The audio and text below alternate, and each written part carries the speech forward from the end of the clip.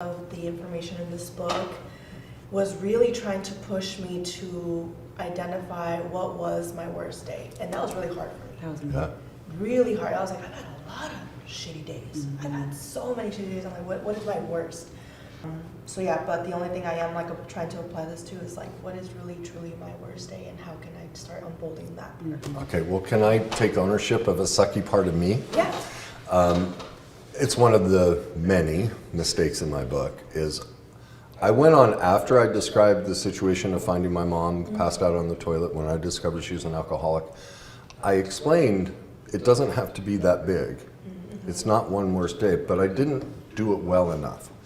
Because as I've talked to people, that's what they get hung up on. Well, I didn't have a day that bad. I don't remember a day that bad. I know childhood wasn't perfect, and so I didn't communicate well enough that it's not one day.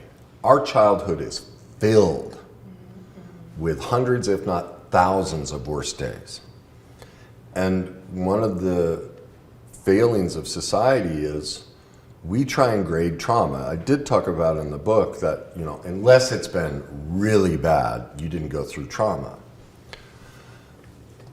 Well, that's the problem in society. We go through trauma every day of childhood.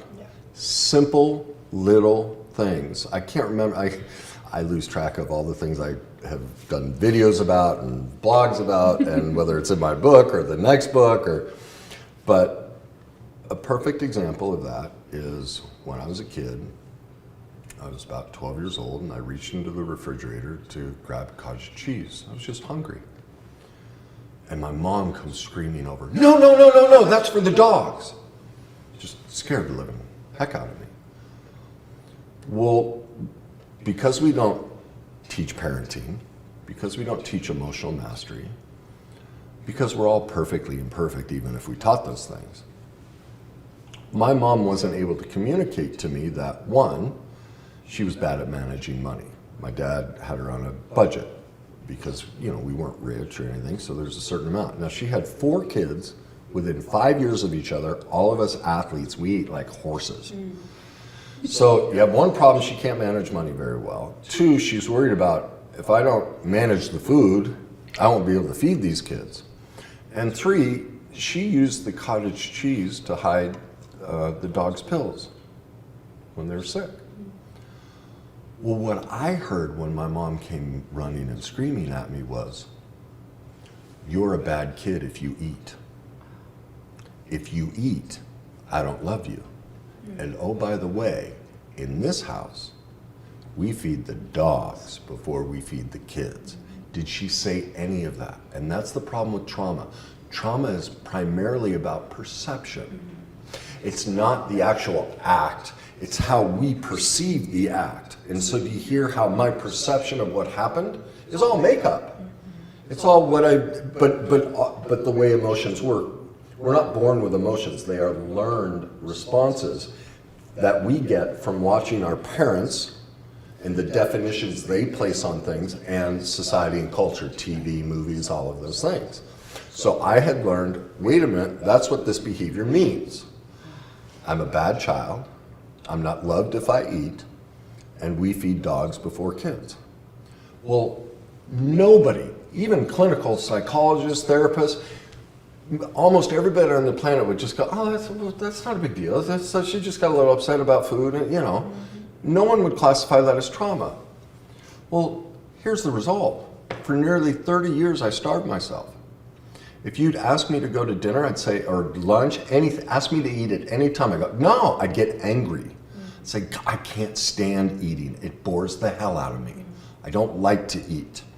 I played pro hockey and I lived off 3 super big gulps and ding dongs. I wouldn't eat. So in those moments, we develop a false persona. We develop an adaptation, which I thought was, I'm just a person who doesn't like food. And so my point to you is, a mistake I made in telling that dramatic story, I didn't do enough to communicate, it doesn't have to be dramatic like this. I know I gave some little examples, but I didn't do it well enough because everyone really gets moved by that story, but not the little ones. And so it's my perfect imperfection is trying to teach all of this that I didn't. You're sitting there going, "Where's my worst one? Where's my worst one?" Right. And yet you're rifling through all of all of those are relevant. And then the next step is kind of like with Sierra is your reaction. Oh, I don't like that one. Mm-hmm. I'm not, and that's okay if you're not ready to deal with it. Right. The fact that you're at least dropping the denial, the self-deception, and the shame, and willing to recognize, okay, there's something there. Mm-hmm. It's okay if I'll put it off for a while, like as I admit, I still do that at times. Right.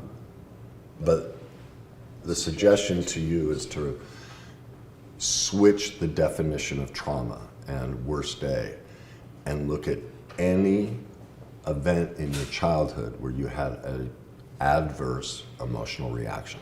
That's trauma. It can be the smallest thing. That's traumatic. And that's why and the reason for that is,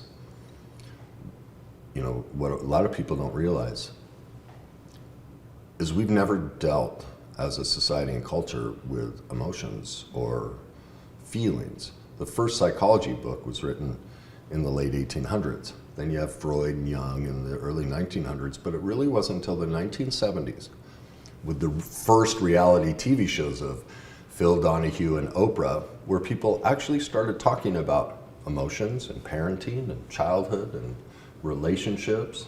We never dealt with it. So think of that.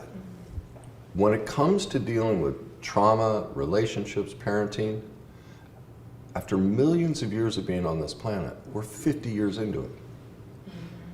So draw the correlation. What that means is emotionally, as a species, we haven't even learned how to build a fire or build tools. That's how underdeveloped and uneducated we are about the impact of these things. Now, most people's initial reaction to that is going to be childhood shame. Oop, there it is again, I'm bad. Like a lot of people listening to, when they listen to this video or watch it, that's going to be their initial reaction. Just like me with cottage cheese. They're going to drop right into childhood, feel like I'm the parent shaming them, saying you're uneducated, you're dumb, which we all felt in childhood, and you don't know what you're doing and all of that. And that right there is the proof of the worst day cycle. You're not present because emotions are learned. And so the solution is, if any of you are triggered by that stuff, is to recognize your emotional trigger at anything we talk about today or anyone watching. It's all back there. It's not here. And that's why we want to learn about that. And so that's why we can, once we learn about that in our adult relationships, we can go right back here, deal with this, so that I can actually be an adult with you. Right. Otherwise, we're just children, regardless of our age. So does that give you a little, does that softens it and make you go, oh, and so you being a life coach, now think of your clients, whenever they talk about anything, getting them to go back here, and it doesn't, you're not looking for a dividing line. It's all impactful. Right. And so every little nugget out of their mouth is a potential solution. Does that help you? Yes, it does. Awesome. Thank you.